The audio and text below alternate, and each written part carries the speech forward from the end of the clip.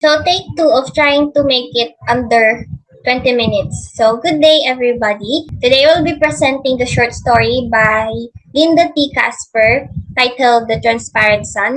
Let's start with the background of the author. Linda T. Casper's real name is Belinda Francisca Velasquez T. Casper. And she lists her occupation as a wife, mother, and a writer. She has published several novellas, short stories, essays, and book reviews. So she is born in Manila in September 17, 1931, married her husband Leonard R. Casper in 1956, and they had two daughters. So two universities that she studied in is University of the Philippines in Quezon City, earning her Associate of Arts in 1951, and in Harvard University in Cambridge, Massachusetts, earning her Bachelor of Laws in 1955 and Master of Laws in 1957. So she has traveled widely throughout Southeast Asia, Western Europe, and the Mediterranean, where she received plenty of awards throughout her career. Namely, the most important awards is the top 5 women's fiction published in England, and then the UNESCO PEN Short Story Award for her story Tides and Near Occasions of Love.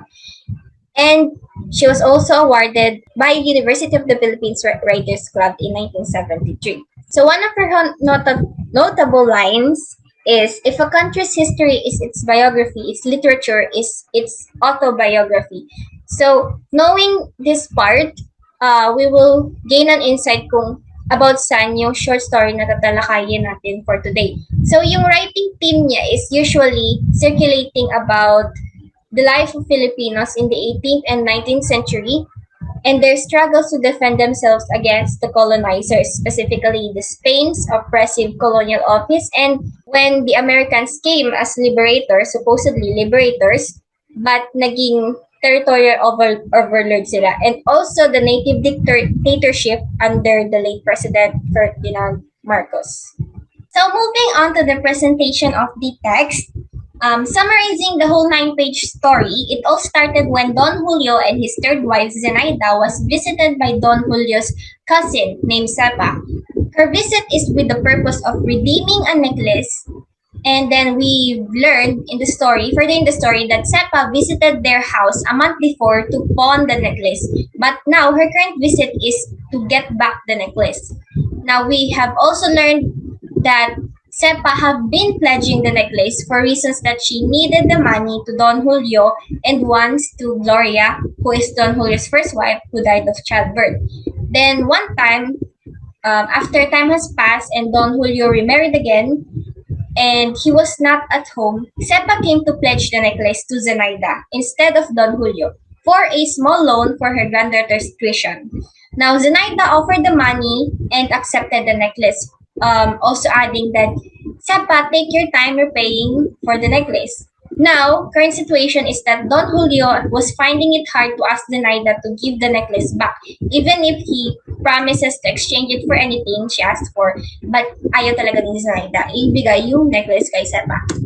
Moving on to the literary analysis, yung setting niya is not really mentioned in the story, but it was set around the 19th century.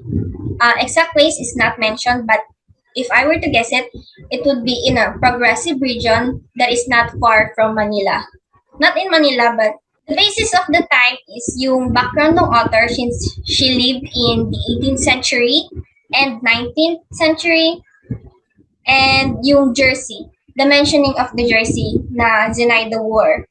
And because jerseys were first introduced in 1896, and the setting, also adding to the setting, is that the characters lived in a somewhat high-class residence during that time. The short story also mentioned servant where only rich people would have that time, and also today. The time and the mood that the event took place seemed like early in the morning, since yung description dun sa story is where the sun would still be seeping out from the curtains. And the basis is that the two main characters, Don Julio and Zenaida, were still wearing their dressing gown, which people uses as sleepwear.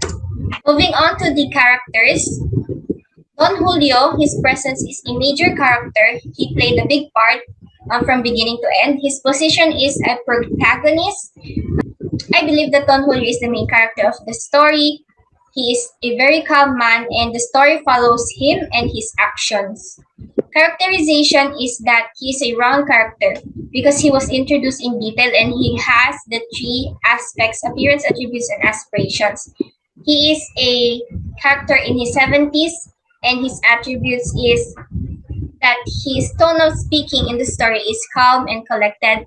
He's a rich man, but plot twist, he was a servant before. And his aspirations is that he tries to solve everything using money and promises of extravagancy. And his movement is that he is a dynamic character because he exists throughout the whole plot and a change occurs in their decision making. Next character is Zenaida. She is also a major character, an antagonist, though not that kind of evil antagonist, the usual evil antagonist, but her actions make her seem like an antagonist because her actions was opposite to the protagonist. Her actions, which was preventing Sepa from retrieving the necklace, is opposite to the desires of the two protagonists. She is also a round character because she was introduced with the three categories: appearance, attributes, and aspirations. Appearance, she looks white-skinned, mestiza, looks young and succulent, and attributes that she is a liar and gives off a feisty and selfish quality characteristics. And aspirations is her true motives were unclear, but based on Don Julio, when he described her background, she seems to just want to enjoy what she has not yet experienced in her younger days. She's also a dynamic character because she exists and took part throughout the whole plot. And towards the ending, she might have changed her mind and she have a change of actions. Sepa is also a major character known as Don Julio's cousin. She is also a protagonist because her actions throughout the story didn't have a side where the reader would disagree to. She's also a round character. She has the three aspects. Her appearance is an old woman. Her attributes is that she is a hardworking, selfless woman who would do anything for her family. And her aspirations is that she deeply wants to redeem the necklace she pawned to Don Julio and Zenaida. She dreamt of one day be the one wearing the necklace, but now wishes for her granddaughter to wear it. And dynamic character, since she exists throughout the whole story. Gloria, moving on to Gloria, she's a minor character. Gloria, Federico, and Antonia Don Mercado were minor characters. So for Gloria, the position is not applicable because the story did not give the character more details to be categorized between antagonist and protagonist. So they are a flat character because first is for Gloria, she was just introduced as she was the one where Sepa first pawned the necklace. She was also introduced as first wife of Don Julio, that died of childbirth, and that's all. And as for Federico, his only description is that he is a son of Don Julio and Gloria, and that now he is a superintendent at a school according to Don Julio. And Antonia is a flat character as she is also introduced only as Sepa's granddaughter. And Don Mercado only introduced as Sepa's father. Nothing more, nothing less. And all of them are static characters as they are only mentioned in a few sections of the story. Now moving on to the conflict. The conflict is of the story revolves around the gold filigree necklace that Sepa pawned to Don Julio. It was also mentioned almost throughout the story. The necklace, as portrayed in the story, seemed to have a huge importance and sentimental value for Sepa, but due to her needs, she has to pawn the necklace and redeem them when she is able to. But by the time she pawned it to Zenaida, because when that time Don Julio was not around, she now in the present she came to redeem it from Don Julio, and they are having a hard time retrieving it from Zenaida. So that's the conflict. Ay ibigay yung necklace. The plot, starting with the exposition, in the beginning of the story, dito lang in-introduce yung character. This was discussed in the characters so I won't be tackling that. I just want to add that nung pagpunta ni Sepa dun sa bahay ni Don Julio, napansin agad siya ni Zenaida, and Zenaida's first words in the story is that that woman is back, in like parang ayaw niya makita yung babae na si Sepa. And hindi pa nag-usap nun si Don Julio and Sepa. He already knew ano yung pakay ni Sepa that time. So that's why Don Julio came to ask agad kay Zenaida to give back the necklace. Then for the rising action, this is the build-up that as a reader we would be noticing na Zenaida is refusing to give this gold filigree necklace even after Don Julio demands it from her and offer her na bibigyan siya kahit ng gusto niya, vacation or anything she would ask for. And also adding to the rising action is that the revelation of the past, that Sepa had been pawning the necklace to Don Julio, to Gloria, his first wife, and then to Zenaida. Then, after Don Julio's failed attempt with Zenaida, inofera naman si Sepa. Si Sepa na yung inofera ni Don Julio na, hayaan mo na yung necklace kay Zenaida. I would give you something else, like money or anything you ask for. But, he also promised na he would help her granddaughter get into a university in Manila. Pero ayaw ni Sepa, and her goal is to redeem the necklace. Climax is that, so moving on to the climax, Don Julio, when he was still becoming rich, was actually a servant of Don Mercado. Don Mercado, Sepa's father, who Don Mercado raised to be a companion and a son. As Don Julio and Sepa talk about the past, the more Don Julio felt revived and relieved for the recollection of their past. When Sepa revisits the past reminded Don Julio of his promise and the reason why Sepa chose to keep pawning it to him instead of pawning it to agencies. Dahil in the past, when Don Julio was barely 13, nabukulan niya si Sepa sa noo na kasing laki ng itlog gamit yung kanyang slingshot. Pero hindi siya sinumbong ni Sepa to avoid him from getting punished, because punishments back then were severe. And that time, Don Julio felt like he owed her big time because she just saved his life.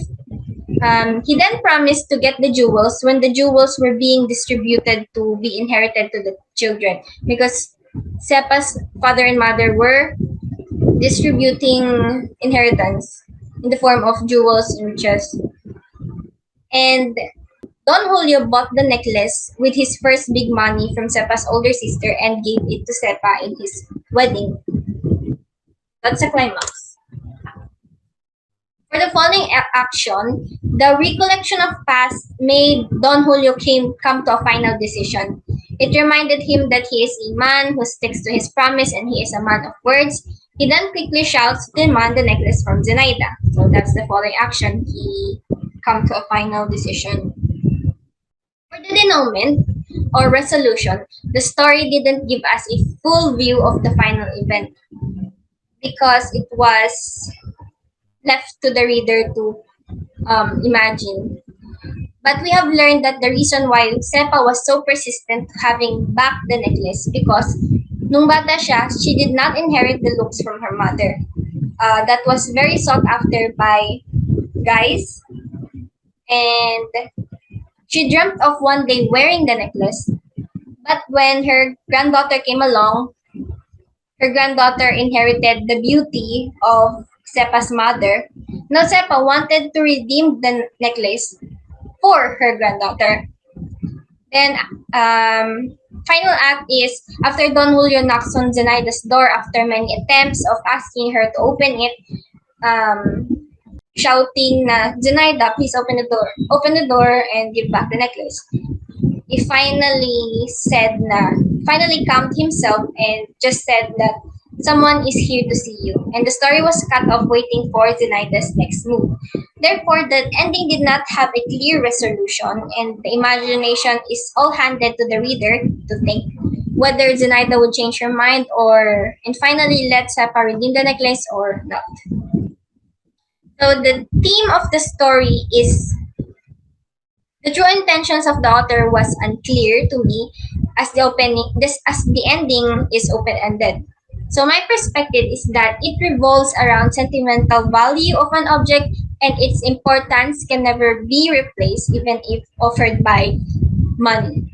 Another perspective is the perspective of Zenaida. We can sympathize with her as her background of unable to experience such things in her younger days might be the reason why she acts that way towards an object. So if I were to categorize the theme, it would be like a short story, a classic slice of life in the Philippines 19th century. So point of view used in the story is in third person because the story narration uses he, she, it, and them. And this is based on the belief that the story's narrator is omniscient, all-knowing. And the narrator of the story is a reliable narrator because we can trust that the narrator is true because of its consistency from beginning to end. And as the story happens, ninanarrate siya. No secrets, nothing. Just pure narration in detail as the story happens. Yun na nga, ulit-ulit. And for the narrative techniques, they use dialogue, specifically direct dialogue and flashbacks. Direct dialogue, as well know, the exchange of words usually happens in the moment, and when the character speaks, it's enclosed by quotation mark. And the story uses flashback. Um, Flashback in a sense where characters tell an event that happened before. Parang yung characters mismo nagkikwento ng pangyayari na nangyari in the past. An example of this is an illustration of when Sepa recalls her earlier experiences and Don Julio is reminded of past incidents. They use Don Julio who says, "Remember Sepa when we did this, did that," and then the same with Sepa who says, "Remember Julio when mother died and her jewels were being distributed among us?" Thus the use of flashbacks. And finally, for the literary appreciation, reader's opinion, this can be skipped. Um, this is my personal views of the story. The story honestly needs to be read quite a few times. I read it for 7 times before I was able to somewhat grasp the whole plot. Because the word structure and grammar used are very periodic and complex. And also with the mix of Spanish word that even if I search it in the dictionary, it did not make it clear about the context of why it was used. I find it weird, one case, when Don Julio calls his wife Zenaida Hija. Hija, if I search, when I search it, meant daughter in Spanish. I just inferred it as something that in the Spanish culture, like a sweet call name for a female loved one. So it's weird to call your wife like daughter, diba? And the age of Zenaida was not mentioned from the description. Pero her appearance description is that she has no lines in her forehead and eyes, so meaning she's young. Wala pa siya sa 50. And she was described as young and barely 20. So I began to think that even back then it was socially acceptable for a 70-year-old man to have a young wife. And for the final thing is that, so finally here is the lesson or the moral of that I learned from this story. So the characters I seem to resonate with and found a moral connection with is Zenaida and Sepa. First is Zenaida. She might be looked at as the villain of the story because she refused to give the main character what they want, which is the necklace. She's childish and selfish, but the story behind her actions make me empathize with how she was acting because nung bata siya, she was not exposed to such richness before marrying Don Julio. And now that she is experiencing it, it seems that she wants to dwell in that feeling and finally having something that she wants. And ayun na niya bitawan yun. And as for Sepa, she holds value to things after learning that all the things and other jewels that are connected to her parents and husband has been lost during an uprising and burned. And when they flee, um, maliit lang and kakaunti lang yung na save niya.